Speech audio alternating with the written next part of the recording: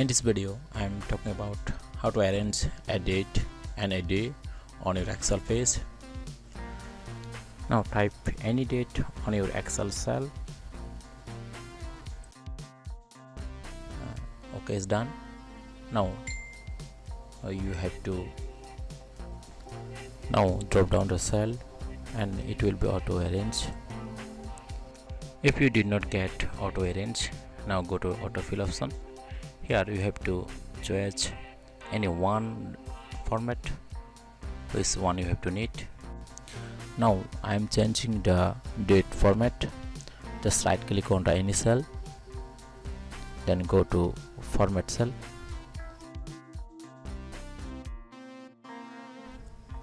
This is the date format list. You can choose any one format for your Excel page, then OK.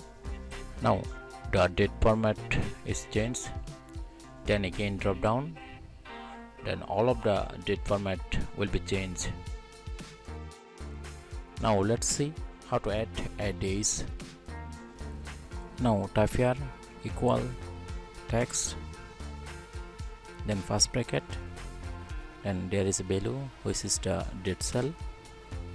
Just select the date cell, then comma, then double quotation. Here is type double D and again double D, then double quotation, then first bracket. Okay, enter. Now the days automatically show on the cell.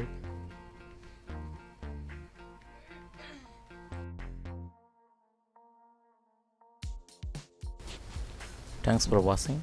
I am not an expert on English. Sorry for my bad English. Thanks again. Thanks for watching. If you like our videos, please subscribe.